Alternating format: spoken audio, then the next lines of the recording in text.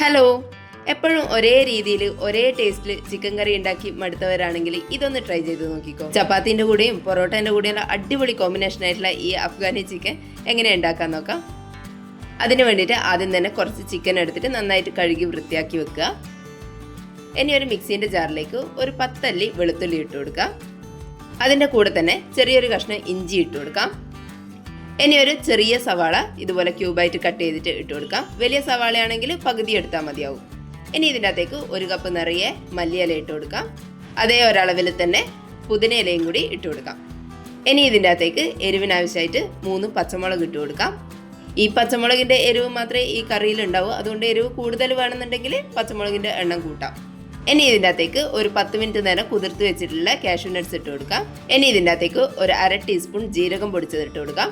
1 teaspoon കുരുമുളക് പൊടി ഇട്ട് കൊടുക്കാം. 1/2 ടീസ്പൂൺ മഞ്ഞൾപ്പൊടി ഇട്ട് കൊടുക്കാം.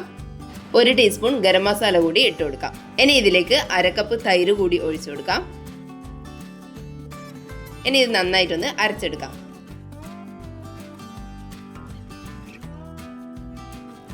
ഇതുപോലെ നന്നായിട്ട് അരച്ചെടുത്തിട്ടുണ്ട്. ഇനി ഇതൊരു വലിയ പാത്രത്തിലേക്ക് ഒഴിച്ചു കൊടുക്കാം. ഇനി ഇതിലേക്ക് 1/2 കപ്പ് ഫ്രഷ് ക്രീം ഒഴിച്ചു കൊടുക്കാം. വീട്ടിൽ തന്നെ ഫ്രഷ് ക്രീം ഉണ്ടാക്കുന്നതിൻ്റെ വീഡിയോൻ്റെ ലിങ്ക് ഡിസ്ക്രിപ്ഷനിൽ കൊടുത്തിട്ടുണ്ട്. ഇനി ഇതിൻ്റെ അകത്തേക്ക് 1 ടീസ്പൂൺ ഉപ്പ് കൂടി ഇട്ട് കൊടുക്കാം. ഇനി ഇതിൻ്റെ അകത്തേക്ക് കുറച്ച് കസൂരി മേത്തി നന്നായിട്ട് പൊടിച്ചിട്ട് ഇട്ട് കൊടുക്കാം.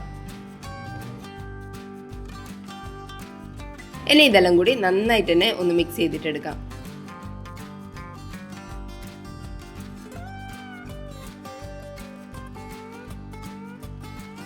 ഇതുപോലെ നന്നായിട്ട് മിക്സ് ചെയ്തെടുത്തതിന് ശേഷം നമ്മൾ ആദ്യം കഴുകി വൃത്തിയാക്കി വെച്ചിട്ടുള്ള ചിക്കൻ ഇതിൻ്റെ അകത്തേക്ക് ഇട്ട് കൊടുക്കാം. ഇനി ചിക്കൻ നന്നായിട്ടൊന്ന് മിക്സ് ചെയ്തെടുക്കാം.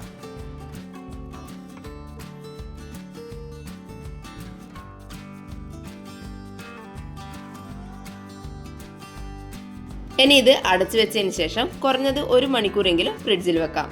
കൂടുതൽ സമയം വെക്കാൻ പറ്റുമെങ്കിൽ അത്രയും നല്ലത്. കുറഞ്ഞത് 1 മണിക്കൂറെങ്കിലും വെച്ചിരിക്കാം.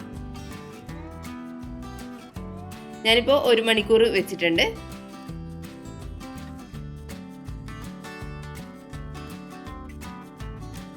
ഇനി ഈ ചിക്കൻ ഒന്ന് ഫ്രൈ ചെയ്തെടുക്കാൻ വേണ്ടിയിട്ട് ഒരു പാത്രത്തിൽ 1 ടേബിൾ സ്പൂൺ ഓയിൽ ഒഴിച്ചു കൊടുക്കുന്നുണ്ട്.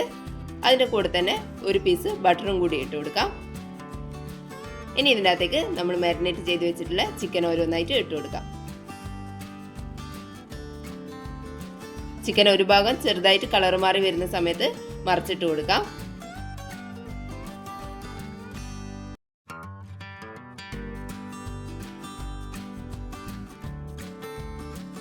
രണ്ട് ഭാഗവും കളറിലും മാറി ഒന്ന് മുരിഞ്ഞു വന്നു കഴിഞ്ഞാൽ ഇത് എണ്ണേൻ്റെ അകത്ത് നിന്ന് കോരി മാറ്റാം. ഇനി അതേ പാത്രത്തിലേക്ക് തന്നെ ചെറിയൊരു പീസ് ബട്ടർ ഇട്ടിട്ടൊന്ന് മെൽറ്റ് ചെയ്തെടുക്കുക. അതിൻ്റെ അകത്തേക്ക് ചെറിയ 2 പീസ് ബേ ലീഫ് ഇട്ട് കൊടുക്കുക. 3 ഗ്രാമ്പു ഇട്ട് കൊടുക്കുക. 2 ഏലക്ക ഇട്ട് കൊടുക്കുക. ഒരു ചെറിയ കഷ്ണം പട്ട കൂടി ഇട്ടിട്ട് ഇത് നന്നായിട്ടൊന്ന് മൂപ്പിച്ചെടുക്കാം. ഇനി നമ്മൾ ചിക്കൻ മാരിനേറ്റ് ചെയ്തിട്ടുള്ള മിക്സ് ഉണ്ടല്ലോ, അത് മുഴുവനായിട്ട് ഇതിൻ്റെ അകത്തേക്ക് ഒഴിച്ചു കൊടുക്കാം.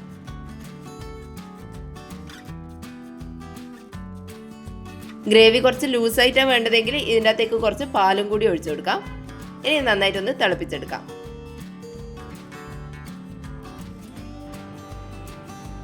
ഇതുപോലെ തിളച്ച് വരുന്ന സമയത്ത് നമ്മൾ ഫ്രൈ ചെയ്ത് വെച്ചിട്ടുള്ള ചിക്കൻ ഇതിനകത്തേക്ക് ഇട്ട് കൊടുക്കാം. ഇനി ഈ ഗ്രേവിയിൽ ചിക്കൻ നന്നായിട്ടൊന്ന് മിക്സ് ചെയ്തെടുക്കാം.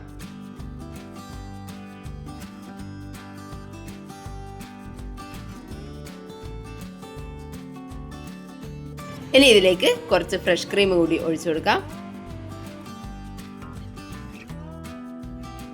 ഇനി ഇതിൻ്റെ മേലെയായിട്ട് കുറച്ച് കസൂരി മേത്തി പൊടിച്ചതും കുറച്ച് മല്ലിയില ചെറുതായിട്ട് അരിഞ്ഞതും കൂടി ഇട്ട് കൊടുക്കാം.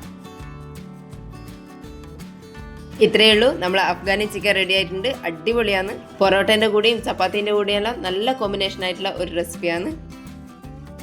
ഇതുവരെ ഉണ്ടാക്കാത്തവരുണ്ടെങ്കിൽ എന്തായാലും ഒന്ന് ഉണ്ടാക്കി നോക്കണേ. വീഡിയോ കണ്ടിട്ട് ഇഷ്ടമായിട്ടുണ്ടെങ്കിൽ ഒന്ന് ലൈക്ക് ചെയ്ത് സബ്സ്ക്രൈബ് ചെയ്യണേ. Thank you.